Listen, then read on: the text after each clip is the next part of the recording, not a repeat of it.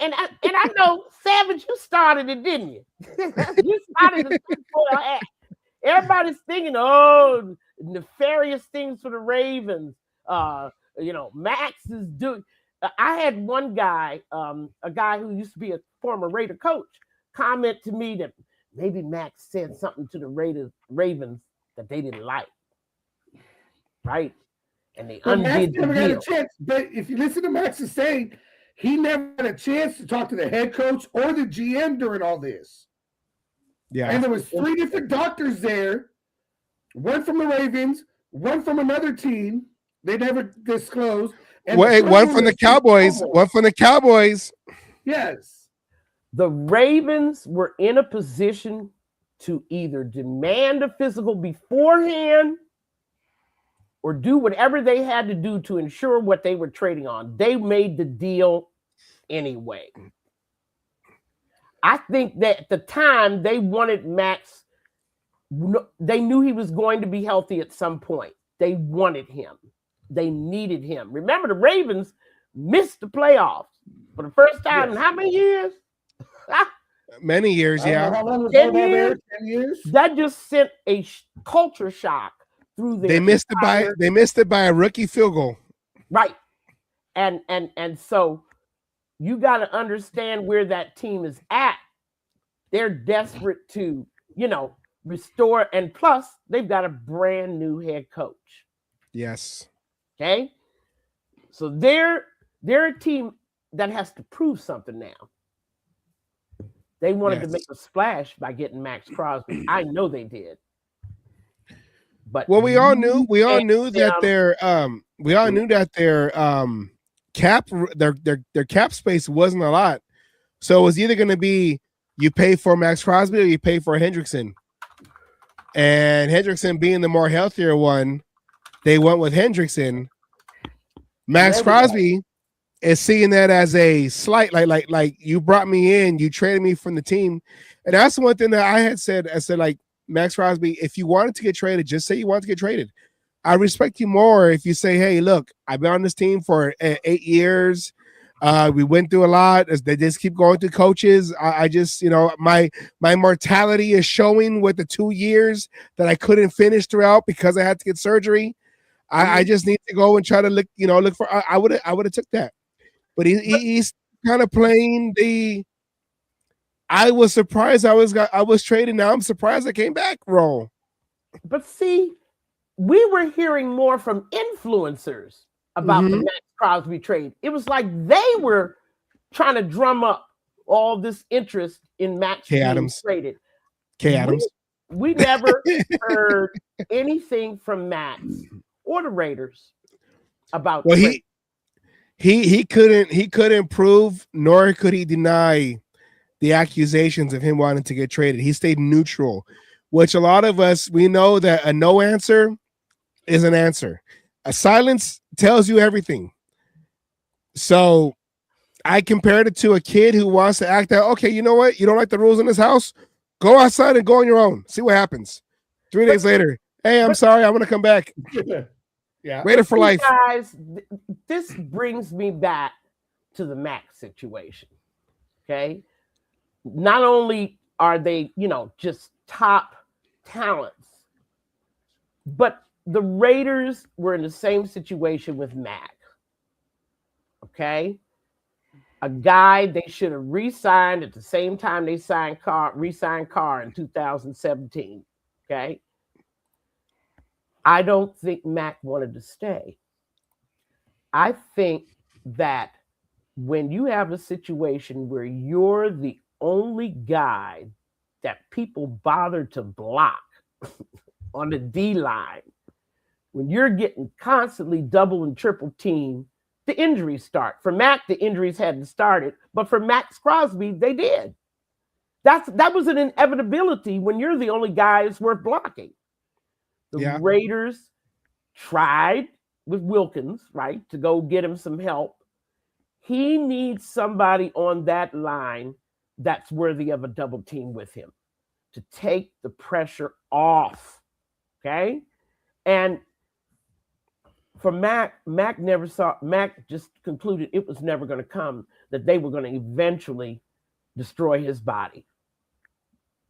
And I think he got out because the Raiders would not give him help on that D line. And it's the same thing. Now, we did try, didn't we? But we tried with Wilkins, bringing in Wilkins, who 5 games later ends up with a foot injury, or I think it was 5, whatever it was, the foot injury. Bring him back Malcolm Koonce, which I think was the wrong fucking move. The drafting of Tyree Wilson, the drafting of why can't I remember the other guy's damn name? He's not on the team anymore right now, but it was right before Tyree Wilson.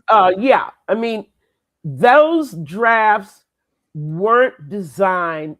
Those were drafts. Why is it that you guys, when we say we need help, you guys automatically default to the draft? That's not help. That's a day at the craps table in Vegas.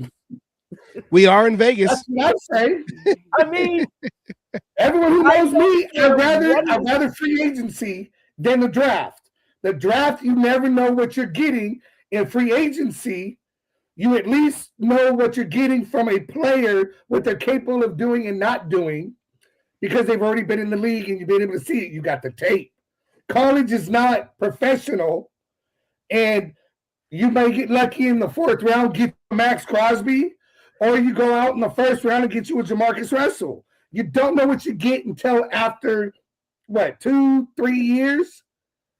And for all you build through the draft people, the issue is coaching. You got to have somebody to train them. Yeah. You have to have vets that can help train them. You have to have a culture that helps groom rookies. You can't have the constant turnover that the Raiders have had. Even though everybody's applauding, yay, we got all these new guys on defense, and that's going to transition into my defensive discussion. We got a new defensive coordinator. Yes. That means a new scheme, a new philosophy of defense, a new way of looking at defense, a new way of coaching defense. Okay? To an extent, right? It is Rob Leonard who's been on the team. So some of these people who have been on the team might have an idea of his philosophy already and his thinking, because they do talk, whether he agreed with Patrick Graham or not, different things, that talking's there. So some of the vets on the team at least have an idea. It's not completely new to them. He might talk about how he would have done this different, stuff like that. It's new, but it's like new-ish. It's like buying a car from 2020 instead of 2026. Right. And see, already everybody's talking about that 3-4. Okay. The 3-4 is a nice alignment. Maybe we have the personnel, maybe we don't. The key to the 3-4 is the nose. Oh, yeah. And the question is, do we have a true nose? And please don't tell me about Butler, who hasn't played nose since when? College? I mean, the key to the 3-4 is nose. You got to have a guy that can handle both sides, okay? A guy that can penetrate, a guy that can occupy at least 2 to 3 offensive linemen. What has Butler done since he's been here to give you the idea that he's that kind of penetrating lineman? You had to go out and get Wilkins to help Max. Yeah. And you already had Butler in the house. Butler is like that. He's a supporting member of the offense, of the defensive line. Not really like the guy like a Wilkins was supposed to be when you paid him all that money 2 years ago. I mean, many experiments have been done in converting, but this is a guy, Butler, whose presence in the middle sometimes is very unnoticed. Okay. And now you're converting him into the most important component of the 3-4. You think he can raise. Now, have we gone out in the free agent market to get a true nose? No, not yet. Not yet. We're gonna draft one. We don't know. Maybe in the second round. See what I'm saying?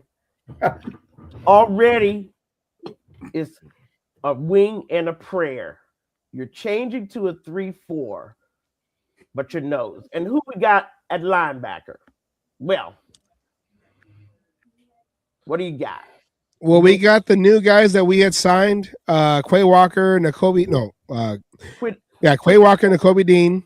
Kwity Paye, they're moving to linebacker. I saw that. I saw they were also moving Kuntz to linebacker.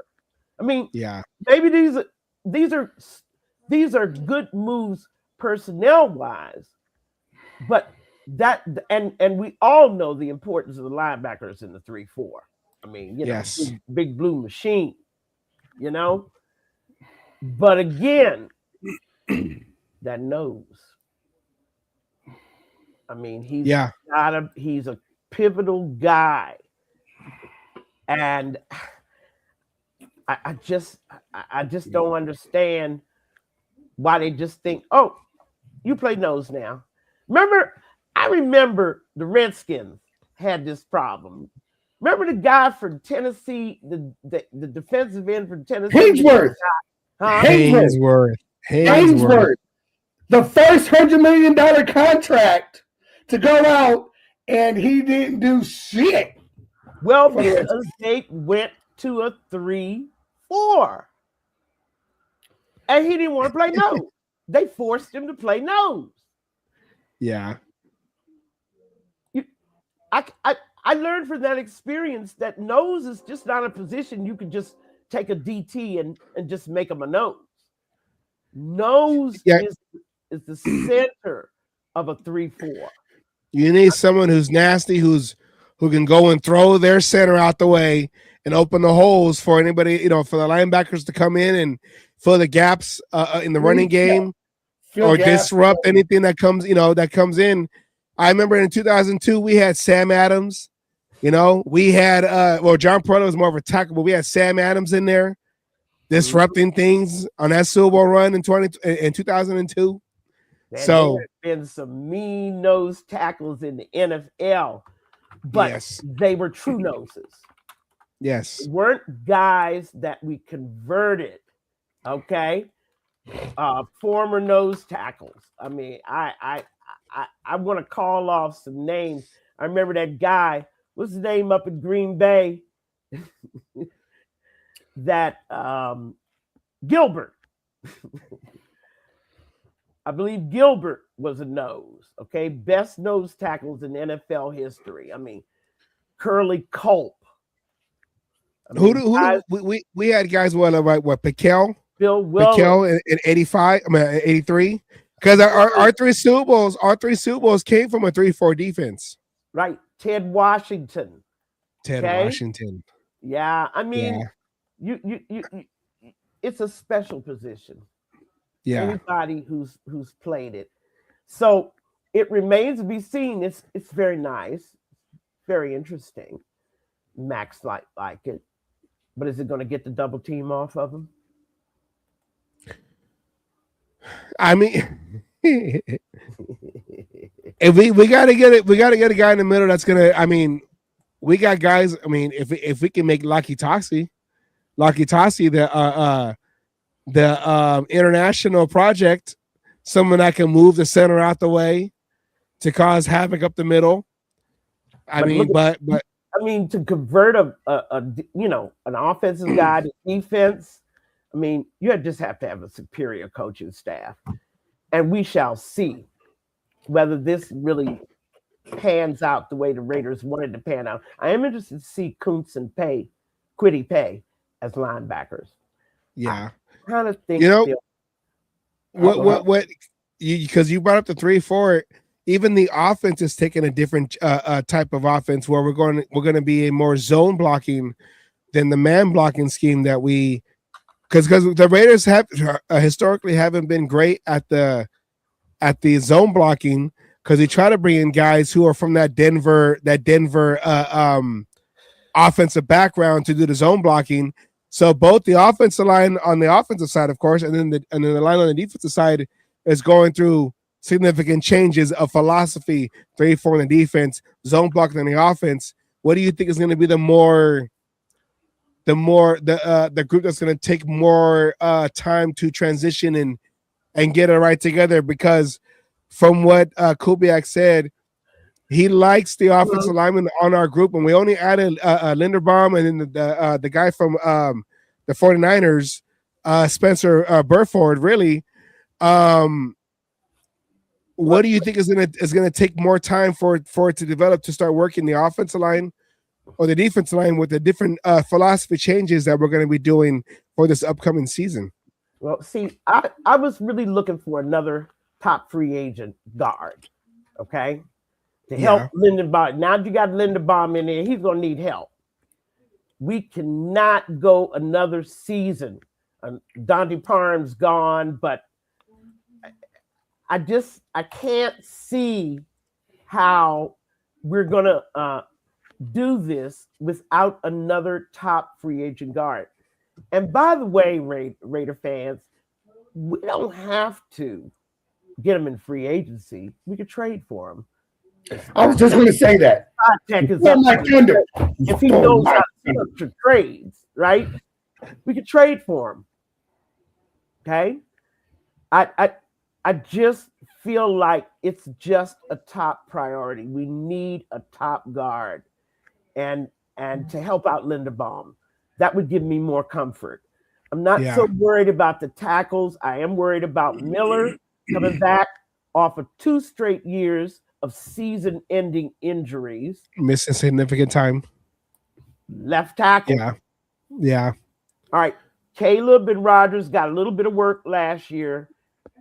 Not enough for us to see whether or not, but one is a tackle and one is a guard. Or maybe we can make them both guards. They seem to be pretty flexible. What's your take on another free agent guard? Well, I know when it comes to DJ Glaze, he had a great rookie. Well, he had a very good rookie year for coming in the after during the Ravens game, like the third game of the season. But the whole offensive line took a step backwards when it came to Brandon Carroll. But I wouldn't mind moving DJ Glaze maybe inside to the right guard, as Asylum would say. Asylum has JPJ in the left guard, like he was when he first came in before he took over center in 2024. But if we can get a right tackle in free agency, or if one of our draftees from last year can take over that spot, because that was one of the things that we didn't see a lot last year when we knew that we weren't going to go anywhere. We're not going to win 10 games that Pete Carroll promised. That we should have seen more of the rookies and these guys that we drafted last year to come in and play more, so we know what we have, so we know what to do in the following season, whether it is to get more free agents or to draft in the offensive line, so we don't see that yet. So that we're kind of behind on when it comes to what we have to the younger players. But and I think if they move DJ Glaze, I think he's more of a guard that was serviceable at tackle. But if he could come in and play guard, we just got to make sure that our right guard is set, and then have a guy that can take over left tackle for Miller if he does have another injury setback, like you said that he has the last 2 years. Come back playing the way that he was playing before he ran into this series of injuries. We have to understand he's 30 years old now. Yeah. Okay. And the shelf life of an offensive lineman is pretty tenuous anyway. But especially if they have injuries. It's longer than a running back. Right. But it is longer. But when you have series of injuries, year after year after year of injuries, and we weren't talking about the kind of injuries where he missed 1 or 2 games. No. Right? It was season-ending injuries. Season-ending injuries. Rehabbing it right now as we speak. And we don't know whether it was the same member that was injured. We don't know whether it was a different member who was injured. What we do know is And he just hasn't been on the field in the last 2 years. Yeah, and it's some shoulders too. Them shoulders are very important for offensive linemen because you need your arms to be able to redirect those D linemen coming in, and those are the first things that get hit is them shoulders when you're going up like two rams going against each other. So if that shoulder is weak, that arm's going to be weak, which means that protection is going to be weak because they're going to be able to exploit that and come in and. Well, they did. Yeah. Before he got injured, they were exploiting it. All right. Because they knew about his reach and his ability to physically control the man in front of him. All right. So we don't really understand. And I'll never forget a top offensive line named Jim Lachey. I don't know whether you remember him from a long time ago. Played with the Redskins a little while. And, that guy's career was over when he had shoulder surgery. Okay. He could no longer extend his arm. His range of motion with his arm was gone. Yeah. Taking that force in when they start sprinting in the defensive end or the defensive tackle sprinting in, because that's all chest and arms. I played offensive line. I know how that is. You know what's going on with the upper body strength, right? Yeah. Getting that leverage if you can get your hands on the guy. Remember, they're going to put their fastest guy next to your left tackle. Yeah, the blind side. You can get a hold of the guy opposite you. It's how long you can hold them and your reach, right? If you can reach out and grab them, just hold them up a few seconds. Those few seconds your quarterback might need. Yeah. And that presents us with another problem. No, the O-line still isn't ready. As far as I'm concerned, left tackle's a question mark. Right tackle, from what you're telling me, is left guard. The guards are still the only position is not a question mark anymore. It's center, right? Thank God. Small favors, I'm just in favor of a top guard. Like I told Pig, we're past the point of let's draft and develop. We're at the 911 emergency, break glass for emergency. The glass is on the ground. Okay, I broke glass for emergency about game 5 last year. I don't know about y'all. I started dialing 911 then. There's been glass on the ground since Minshew was trying to go back there behind line of scrimmage. Oh yeah, there's been glass everywhere. And here's another unpopular thing. A lot of people blame Brendan Carroll. He's a terrible O-line coach. Agreed. But let's face it, 2024 line wasn't really any better, was it? It's the same guys. We had 4 injuries, 3 quarterback injuries behind that 2024 line. So let's not talk about how Brennan made that line worse. He actually just didn't make it better. Okay? Yeah. Because it was already 31st ranked in rushing in 2024, right? 50 sacks given up in 2024. So let's stop with this Brennan can't coach. We know he can't coach. But he can't coach. Brendan Carroll can't coach. Okay, that's the last one. We know that. Let's move. They took a gamble that Brennan was going to improve that line. I could tell them before they even got started. Forget it. It's about talent. It's about sheer talent. And I don't know what we have yet, but we're hoping that the O-line coach this year can actually improve. People kept asking me, why didn't Carroll bring in Tom Cable? I want to know that one because Tom Cable was ready.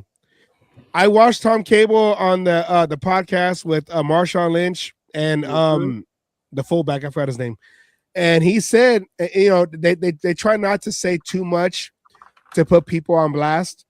But you can tell where he said, like, hey, he was ready to come back if Pete Carroll called him, but he never did because he was on his staff many years in Seattle And I would have loved Tom Cable coming back in to be the offensive line coach because he knew how to put the right guys in the right positions, in the right combination, especially if there were injuries, because he knew how to move guys around to put the best 5 guys in the right positions to make it functional for that particular game.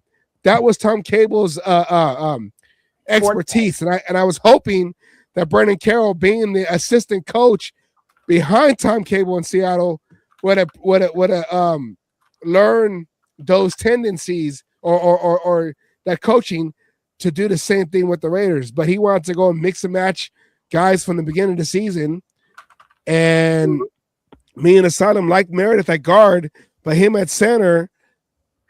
I wasn't 100% on that. We try to understand it, but no choice. They couldn't put Parham at center, obviously.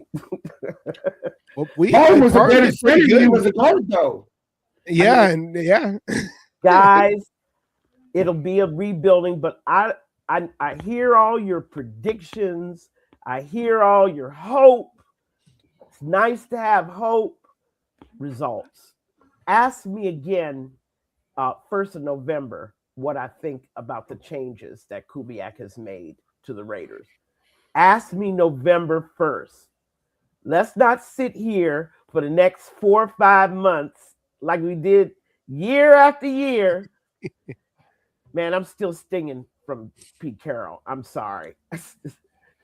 Yeah, that really set us back because like I said earlier, the offensive line, we drafted offensive linemen back to back in the draft last year, and we didn't really see them until like the last two games where it didn't really matter when we knew we weren't going to go anywhere.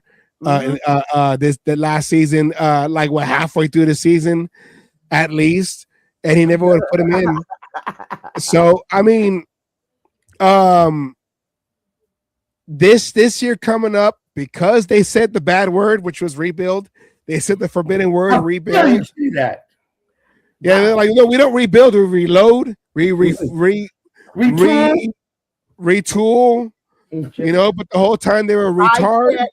Get more talent. Okay? You've proven to us that you can draft. Okay? Yeah. We like what you did last year. Yeah. Okay? We like to see some continuity in your drafts. I mean, we've gone too long having no continuity or having a guy like McKenzie here for 7 years and none of his draft picks stay. We have this word, my gurus have this word for McKenzie, the project hoe. Okay? And the guy just had hope. Every time he went into a draft, he hoped. I mean, he was a good accountant. But drafting, I could have gotten Price Waterhouse to restructure the contracts. That's what they do. Yeah. But I need you for your drafts. And then he gives us Carl Joseph. Right? What's that boy that went down to Houston and disappeared? The one with shin splints. And then that, no, I'm not going to talk about that gentleman because he's passed away, unfortunately. Yeah, DJ. Yeah. DJ Hayden. But, I mean, we get shin splints. We get guys who need surgery before they... I mean, we need to go back further to kinds of drafts. Spytech may be that guy that delivers us players that can really work. Last thing before I go, we haven't talked the quarterback position.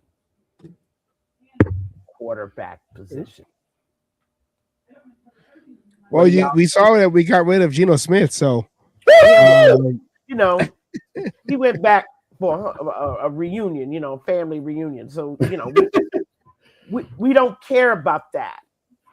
Okay? What we care about is the fact that the Raiders haven't had a franchise quarterback since Carr left.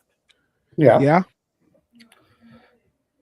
And but it's just like when you drafted Junti last year and then laid out that pitiful line and didn't wasted a year of his time. You really did. You wasted a year. That guy is a potential 2,000 yard a season, combined yards a season back. It's no question. He got close to 1,000 this year with no line, so that's why I'm excited to see how Kubiak uses him. He's going to bring back the fullback because we got the guy from Pittsburgh. We got Connor Hayward. Mm-hmm. So he's going to bring back the fullback position, which has gone away. well, when we had what was his name? He went to Miami. When we had him, I mean, he was a decent fullback under Gruden's offense, but we know as Raider fans, talking about as Raider fans, we love the fullback position, and with Kubiak bringing that back because it is spread offense, that the Chiefs use a lot, and that has kind of died down the last couple of years. There you go. Alec Ingold. Thank you, Pigs. Alec Ingold. I think. What does he go? Did he go to Denver? I think he went to Denver. Right? No, he went to Miami. Right. No. He left. He was in Miami. Then he got released, and I think he went to like Denver or something. No, he's not in Denver. Yeah, not in Denver. I know he went somewhere else. Let's roll it back to quarterback for Okay. You got we all know what is it? 95% chance we're drafting Mendoza, right? Okay. We can agree on that. We're going to be drafting Mendoza. That's what it looks like. That's what it seems like. That's consistent. Raiders can Raider, and it's going to be Mendoza. Now, between what you hear from your head coach, Tom Brady, who apparently has this influence and shit, they want to sit Mendoza for the year. Which, again, is not a bad theory. No, I like that. I like that. I love it. So, in my opinion, you start Aiden O'Connell for the year. Let Mendoza sit. And there you go. That's for the year. That could be a solution, but the pressure to start Mendoza will be just palpable among Raider Nation. I can hear him now. They're going to call for it. They're going to do it. But again, this is where the coach, he's a first-time head coach. I don't believe, and we could be wrong, I mean, it would probably take, O'Connell completely falling on his ass. I mean, he has to do worse than Geno Smith. Right? I mean, in order to go for there. But in all honesty, it ain't the fans who decide who's going to go out there and how long Mendoza is going to sit. That's that coaching staff. Right. And if your coach is a firm believer of letting you don't start a rookie right away. Maybe Mendoza gets, the last 4 games of the season to start, to go to get the feet under him. But you stick with what you got until you get to that point to go. And that's what it's going to come down to. You got to hope that your head coach puts in those earplugs for that part of the games as it goes. Because I agree with you. One bad half. And Raiders fans are going to be all over it. Mendoza. Asylum was there. Asylum was there in 2007 when we had Charlie Fry and Culpepper. There was like another quarterback that came in. They didn't do well. And the whole stadium was screaming for Russell throughout the whole stadium. Asylum was there when that would happen. And, and that was one of the things that we all are worried about, where if he's not ready, let the veteran go through the season. This is going to be, I don't want to say a throwaway season, but this is a developmental season. You let him learn. You let him look in college. They call it being a red shirt. That's why I got the trouble started here at quarterback, because I know there are many opinions out there. Edward, if you start him game 1, you hurt his development. Go watch that interview. Go watch that interview with Tom Brady and how he talks about how all these quarterbacks, and he brings up the big names, Jaden Daniels, Caleb Williams, and stuff like that. And these quarterbacks who start from day one, and all it does is hurt them down the road in year 5, in year 4. It does them no good to start them right away. Sit them.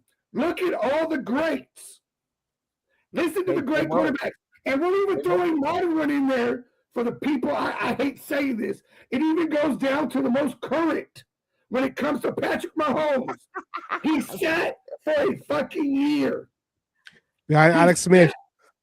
He sat and learned and then goes in. That's the biggest thing in football. And Tom Brady, there's an interview with him, and he breaks it down beautifully on this, talking about how you hurt a young quarterback and his development in there year 1. But yes, they do. Yes, they do. Yes, they do.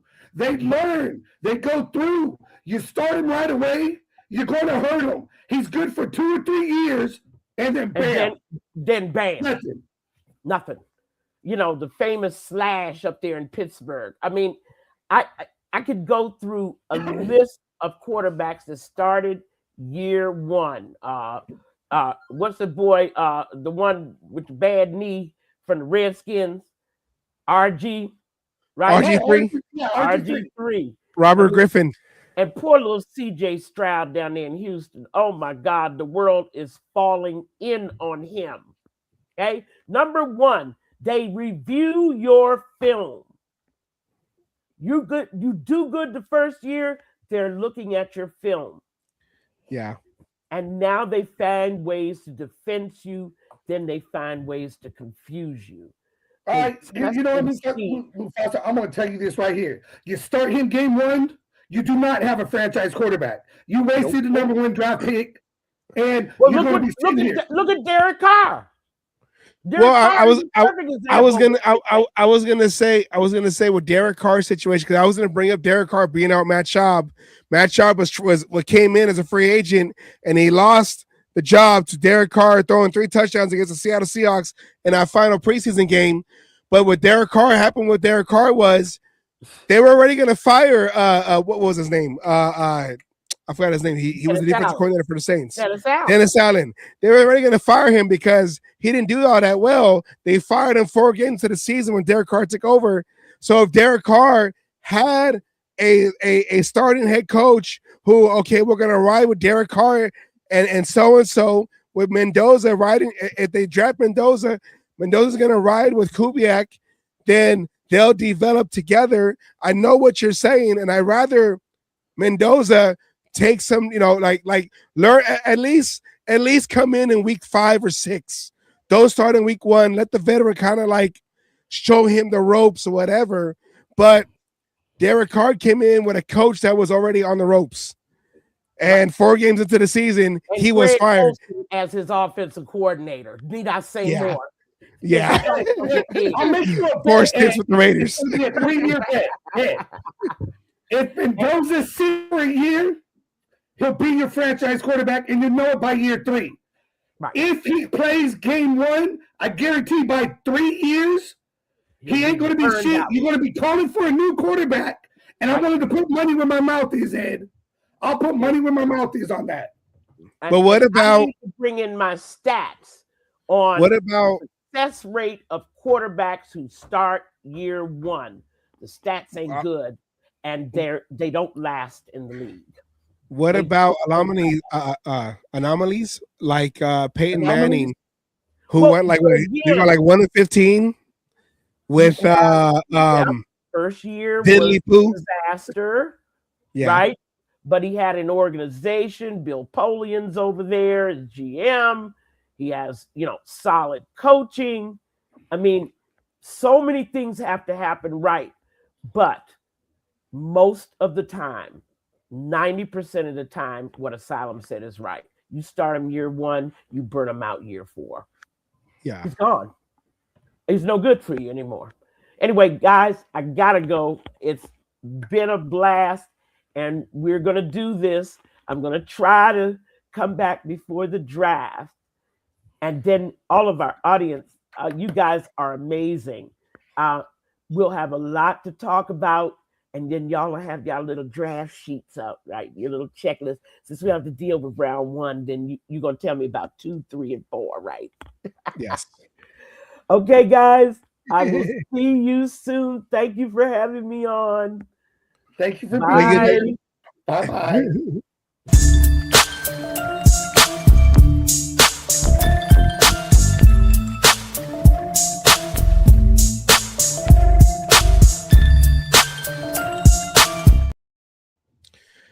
Oh, wait. I can't move that. I can't change the background because I'm getting tired of StreamYard. Can you switch the background to our regular background, Asylum? If I can figure out how to do it, which is right there. There you go. Yeah, I'm getting tired of StreamYard. StreamYard kind of screwed me up when I was trying to put a graphic in, and then it ended the live stream. So anyone who was able to switch over. I know what you're trying to say. All three of those, Jaden Daniels last season did not have a great season. Bo Nix was a rookie. Caleb Williams not going. We're talking about down the road. Yes, the first couple of years are what it is. Let's talk about them in year 3 and 4, not in years 1 and 2. Well, I like this right here. Where Mufasa said they're not like, and I get what he's saying. Like, you're gonna draft the quarterback number 1 overall in the draft. You're not gonna sit him for the season. And I understand that theory because that's a high draft pick. You're the first guy coming out the draft. You're the most valuable player coming out the draft. Supposedly, the Raiders have they're not gonna sit him. Yeah. Sorry, go on. And I get that. No, and I understand that. I understand because we do have the number 1 overall pick, and it's already some folks have it penciled in for Mendoza. Guys like I'm forgetting his name on ESPN that does the draft.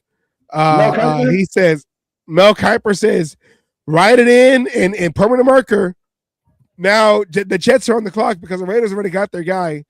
I understand what it is, but I do also understand that if the Raiders going into this season, y'all lucky I ain't head coach. His ass could see the whole fucking season.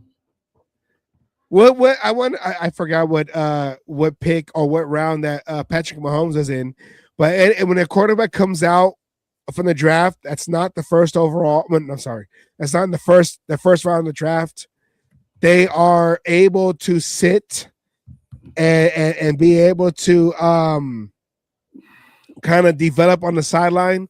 But I know it is when you are the first quarterback picked in the first round, or when you're the quarterback picked in the first round, that chance of, well, why is he not starting?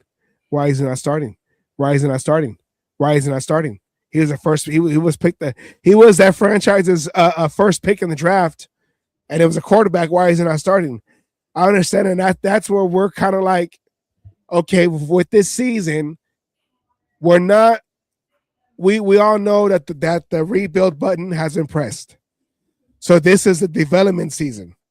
So do you want to put a rookie quarterback in right away, or do you want to get the rest of the offense kind of settled with a veteran quarterback and have the rookie kind of sit behind, learn how the plays look in live action against a real defense in real-time situations, and then understand, okay, in this situation, the veteran did this, so I got to do that, or the veteran did this, which is wrong, so I got to make sure I don't do that.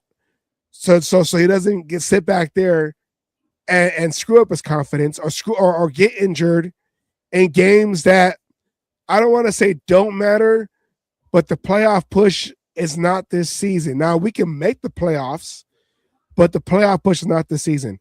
Asylum. No, it's not. Yeah. So okay, what's the number 1 overall? Number 27. First round? First round pick. Yeah. I just answered your question. You didn't know where he was drafted. I did not know where he was drafted. You know, And look at right here. See, this is right here. This is the perfect right here. I hope they don't ruin him. I'm nervous as well. And that's what we're trying to figure out. What is the gray area? Do you keep him safe on the sideline? And I don't want to say the phrase "throw away a season" to get him to acclimate. This season is thrown away. Yeah, it's a rebuild. New head coach. Everything's changing. You're bringing in everybody, that you want. You're evaluating who's on the team and trying to bring in the players that you want. So it's a throwaway anyways. You're not making the playoffs. You're not going to the Super Bowl. So why are you going to put a quarterback out there just to get blown up? You're talking about the offensive line. Let's see what we need on the offensive line, what we have to get in the draft, in free agency. We got our center. Maybe we're only a guard away, right? To make a dominant O-line and protect your number one overall pick. You saw the hits he took in that championship game. You don't want him taking hits like that from NFL caliber players because those will hurt him. Those will mess with his head. Y'all don't, it's up here we're talking about. Going out there, winning a championship, coming to a team and not winning games messes with heads. Max Crosby talked about that. How he went from winning to losing. It affects it affects a player's head. Not in his head, not being able to do everything. It takes years to get them back in the same mind frame. But if you let them sit and learn and learn the verbiage and be in the room talking to the head coach, talking to the quarterback's coach, doing all this stuff that needs to be done to learn. He don't know what he don't know right now. And what he don't know is how to play professional football. He only knows how to play college football. It's different when you're going up against the best of the best versus teams that have only one or two good players. Faster, bigger, stronger. Faster, bigger, stronger. And that's the thing that we're gonna, not us as viewers and podcasters, but that's one thing that we're gonna see. I was gonna say that's one thing that we got to decide. Do you want to put him in game one right away, fresh out the draft, fresh out of college? All right, acclimate yourself to the NFL speed, or hey, get the mental game down first, and then when it's time to get you out there, your physical attributes will kick in, but you know how to use it because you saw the mental side of it first with the veteran coming in, and then we break down film after each game. That's what we got to see because if it was Ed, you keep bringing up these names. Daniel's career over. He had his best season already. If he doesn't have the pieces around him, he will never make the playoffs again. Daniels is done. Williams, he might have a chance to see what's going on, but he's playing for a different head coach. Bo Nix, nope. Bo Nix will never see a Super Bowl. I wonder if never see a Super Bowl. I wonder if this last year, before his ankle injury, that Sean Payton had him run that extra play. If this was his closest down. Well, yeah, no. I think he tried he moved over, like they were trying to position themselves for the field goal. But this could have been maybe this could have been his biggest window early in his career before Bo Nix to get to at least a championship game. The championship game, but we don't know, and that's what makes the offseason fun, is to try to decide what they should or shouldn't do. Well, no, they don't listen to us anyways. We're just podcasters and Raider fans, but we've had a lot of it. We've had a lot of answers, correct, as hindsight will prove that what we predicted and what we said as our Simpsons episode, whenever it happens, will show. Yeah. So, 3 plays before. Yeah. And that was unfortunate though, because the Broncos looked a little scary going into the playoffs. The Broncos had a chance until that happened. I'm not going to deny. But yeah, I'm telling you, Bo Nix is the Bo truth. Nix, shit like that, it gets in their head. It's your best bet is to sit your quarterback. I know it's not the popular decision. I know you all don't want to hear it. I know you all think I'm fucking crazy. Remember, my name's Asylum. True. I'm fucking crazy. But the best thing you could do is sit him for the season. If you want him and think he's your franchise quarterback, then that's what you do. If it was me, honestly, I don't draft him. I pick up my franchise quarterback next season. That's what Jeff has said. It's up here somewhere. Jeff has said that. Jeff said, right here. Let's not draft Mendoza, trade the number 1 pick, and get players that will actually play and have better quarterbacks are coming out next year. Don't even draft Mendoza. I completely agree with that. Let's pray for the best Asylum. Yes. That's what we do every year for the last 20 plus years. Way too long and know how this ends up going. But the best is sitting Mendoza. You draft him, then you sit him. It don't matter where he is fucking drafted. You want to do what's best for Mendoza? Sit him for the year. Praying only counts. Oh, praying only counts in church. Really? We're not in Oakland. Hey, you better go to Mecca and start praying. They sit him for a year, Savage. Hey, don't give. I'll go just to go to the Coliseum. I'll go to a soccer game just to pray. Okay, I'll get Raiders through the hallways because there's still fans that walk through there just to be in the Coliseum atmosphere. They don't care about the soccer game. They, for the Oakland roots. They just want to go out there to remember what was in the Coliseum. And I think I'm going to go out there and I'm going to pray. I'm going to pray to the Coliseum gods, even though we're not in the Coliseum anymore. We're at Legion Stadium, but to the Coliseum gods, hey, guys, let's do right by this season coming up. Let's see what happens. And we'll go from there. Because like my fiance said, he's not lying. Raiders always echoes through the walls of the Coliseums. You know how they say that phrase? If these walls can talk, but the Coliseum walls still chant Raiders through the hallways. Raiders. Does that matter to this season? I don't know. I just wanted to say it. I am like 4 deep into this. It's hot today. So, anyways, that is our show. We want to thank Miss Peggy. Always great to have Miss Peggy. And last week that one put that on me. Daylight savings time. We're still trying to get used to it over here with the heat and then the time change and all that. I'll take the blame on that one. So we want to thank everybody. So, do you have any last words? Anything about this show, Miss Peggy said, or just in general?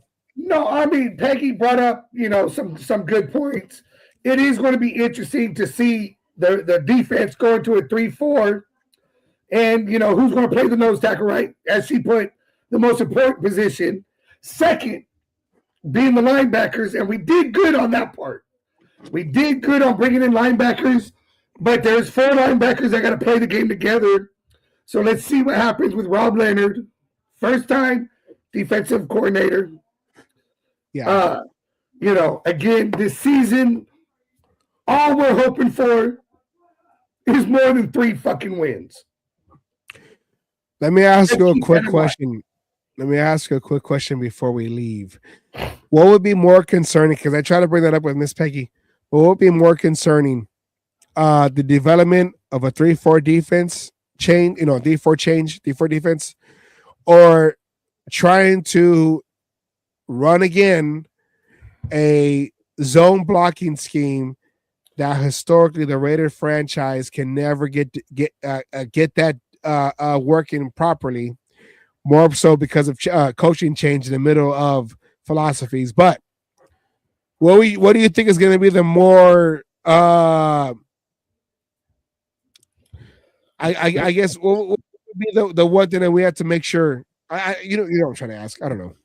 Yeah, and I'm going to say the development of the O-line and the offense. You know, that zone blocking and everything, because you need the O-line. Zone blocking all helps this shit, you know, to protect your quarterback. Without that, you ain't got shit. And we saw it last year. Yes, he got almost 1,000 yards. But how dangerous can Ashton Jeanty be when the offensive line is working? We saw flashes of that in games. And what's the best way to help your defense? Keeping them on the sideline and refreshed. Schemes could be changed. Things could get changed. You know, coaches could learn just as well as players, and things could go, you know, fit into place. But if you got an offense that is taking the time off the clock, not putting as much pressure on the defense will get their shit together and things will come. So I'm going to say that, you know, making the zone blocking work. Yeah, I'll agree. The zone blocking scheme is going to be more important than a 3-4 defense. So that if they can get that down, and like you said, the best defense is an offense that can control the clock and keep the defense refreshed and keep the other team's offense off the field. Mm-hmm. That's your best defense. Yeah. So with that said, that is probably priority number one, to make sure this offensive line is functioning under this offensive philosophy for that next quarterback, whoever is going to be behind the center, whether it's going to be a veteran, Joe Flacco, or a Kirk Cousins, or a starting rookie in Mendoza. But that's what we're going to see. This is a no-pressure developmental season for this team. They can make it. But that's not our focus right now because they pressed that button. This is a rebuild. So we'll see what happens as we start transitioning over to the draft. We got to get Demon King on this because he is our draft expert. So with that said, we want to thank you guys for showing up for this and the technical difficulties that we are. Yes, the technical difficulties that we were going through with this. I'm getting tired of StreamYard, so we got to get the other program going so we don't have issues like that. But with that said, thank you, everybody. Have a great weekend. For those in California, stay cool because we're going through a heat wave in March. It's great. First day of spring. So thank you, Edward. See you later. And everyone who's watching, I appreciate you. Have a great weekend. And we'll see you on the next one in the cage match. Thank you very much. Have a good weekend and talk to you guys soon. Oh, yeah.